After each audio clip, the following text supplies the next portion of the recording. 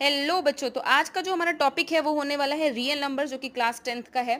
Class 10th का real numbers आपका एक सीरीज आने वाली है जिसमें आपके इंपॉर्टेंट क्वेश्चंस होंगे, चाहे वो 2024 के हों, 23 के हों या फिर 11, 12, 13 कहीं के भी हों। तो आपके रियल नंबर से शुरू कर रहे हैं हम।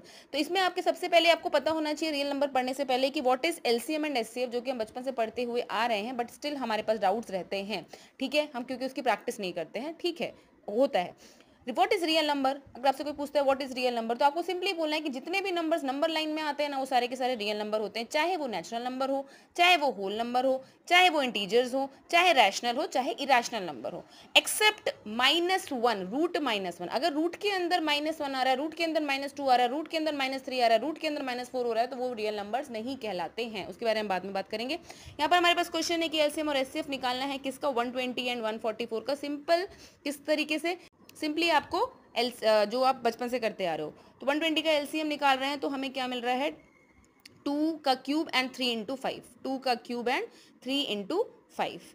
अब 144 का भी निकाल लेते हैं, 144 का भी निकाल लेते हैं। कितना हो जाएगा, 2 7 14, 236 मिलेगा, फिर 18 मिलेगा, फिर 9 मिलेगा, देन 3 मिलेगा, और ये हमारा 144 का भी फैक्टर्स निकल गए। तो हमें क्या मिल रहा है यहाँ पे 144 में, दैट इज 2 की पावर 4 इंटू 3 की स्क्वायर, 3 का स्क्वायर।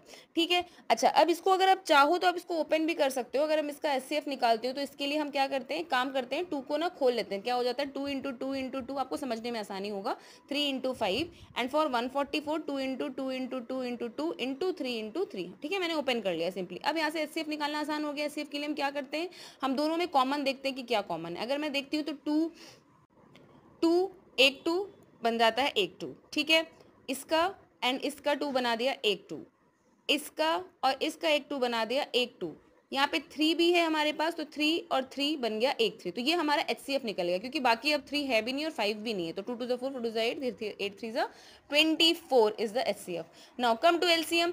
एलसीएम निकालने के लिए हमारे पास क्या करना है, हमें कुछ नहीं करना है, हमें यहाँ पर हाईएस्ट पावर देखना है।